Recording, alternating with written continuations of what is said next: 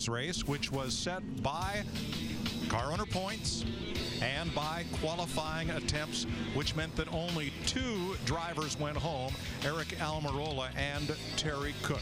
Here are the 43 who will start today's race, and Darrell's going to dial up the most recent restrictor plate winner. Jamie McMurray, it's a DW. Got a copy? Clear, DW. All right, my man, are we going to have a Big Mac attack today? You seem to be Mr. Restrictor Plate here lately.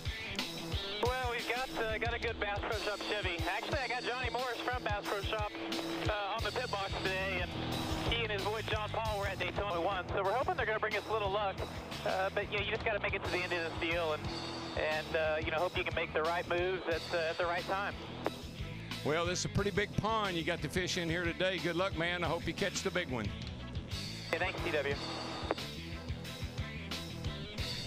Jimmy Johnson, Matt Kenseth on row 1 to bring them down to the green flag.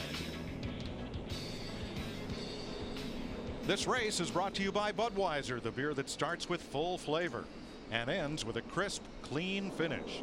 Budweiser, it's what we do.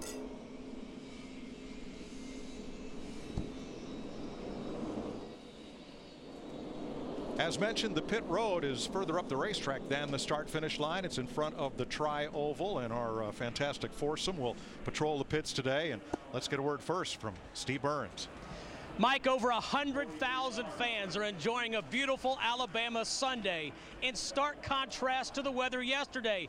Dark, angry, menacing skies caused NASCAR to cancel all on-track activities. The tornadoes that caused so much damage in Mississippi were headed directly to this part of the country. Fortunately, the storms skirted this area. As Jeff Hammond and I rode in this morning, fans had lit the campfires, were throwing a football, or playing Chucko. They are here in strong numbers, over 100,000, Chris Devoda.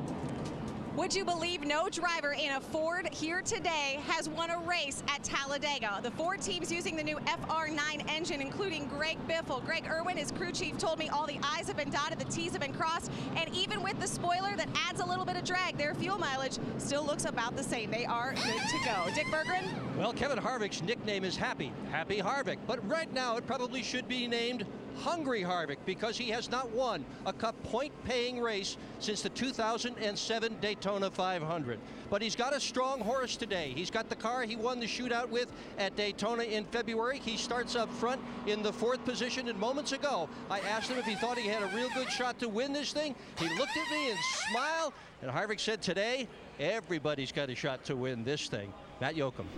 Dick, no drivers had a better month than Denny Hamlin. Chris Devoda documented that earlier in the pre-race, but no driver of late has had better cars at Talladega, yet not gone to victory lane, than Denny Hamlin. They brought back the car that was so stout here a year ago, and when you pull the guys that really matter at this place, the spotters, because they see everything, they said his car looked perfect in practice. He could go wherever he wanted. The car would do whatever he wanted it to do. Keep an eye on the 11. His best finish here is 3rd. They think today that'll change with a win.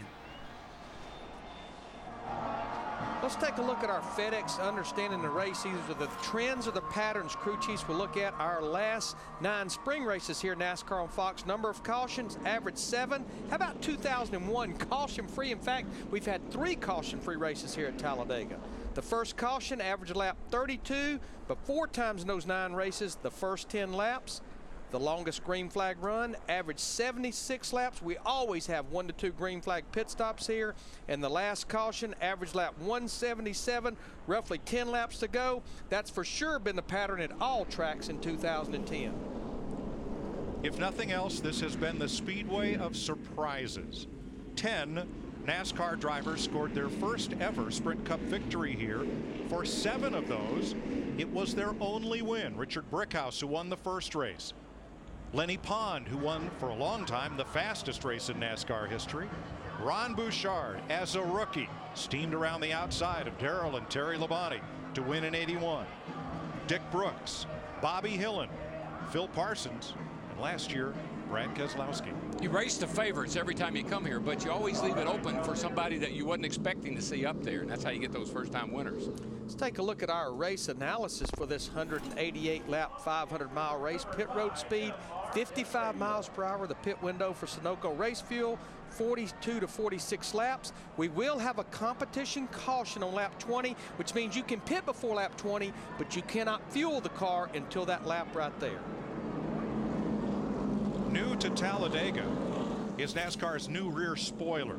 We started out at Martinsville on the half-mile, went to Phoenix the 1 mile, Texas the 1.5 miles, and now we're at potentially NASCAR's fastest speedway for the first time with this new appendage that increases drag and downforce. How will it play into today's race? I think we're going to see a fast race, Mike. I think the cars are handling really good. The guys say they got a lot of downforce with this new rear spoiler. We've got the biggest plate we've had here in quite some time, which means we're going to have fast speeds. This could be a record pace today. Well, we've set the table for you as best we can. Let's turn it over to the fellows who are behind those windshields and inside the helmets to tell you about the opening laps of Talladega. You know, I think when you come down to take the green, it's the first 30 seconds of the race don't really get too wound up, but it doesn't take long for everything to get tight and busy in a hurry. You can expect craziness, at least I can promise you that. You know, so it's exciting. There's a lot of lead change, a lot of back and forth, and as a driver, I really enjoy it. You know, I wish that we would have heart rate monitors in the car. You know, going into this race that just the mindset that it takes to approach this race is totally different than anywhere else we go. Pins and needles, Darrell? Oh, always. It's just that anxiety that you have coming to get to green, because we know you can wreck here anytime, even on the first lap if the cars are going all over the place like they can do here. You know, we talk about a record race pace. Honestly, I think we could set a record for lead changes, especially the way we saw those two cars. They were talking about it in the pre-race, being able to hook up and pick up 8-10 miles per hour by themselves, nose to tail. And I don't want to hammer about wrecks all the time. I know we talk about it all the time when we come here. It's great racing as well. But on the driver's mind is staying out of trouble, not wrecking. We may see some single-file freight train parade-style racing for a while, but not for long. You have to do that, Mike. Yep. Your heart, you heard him talk about a heart monitor in the car. Your heart won't take 188 laps of intense racing around here like it gets. You got to take a little break somewhere along the way. Well, folks, watch and enjoy these first 187 laps, but remember, 16 Talladega races, including 5 of the last 9, were decided by a pass on the last lap. What you don't want to have happen is to be standing by the water cooler in the morning and somebody says, "You see what happened at Talladega?" All right, fellas, here we go.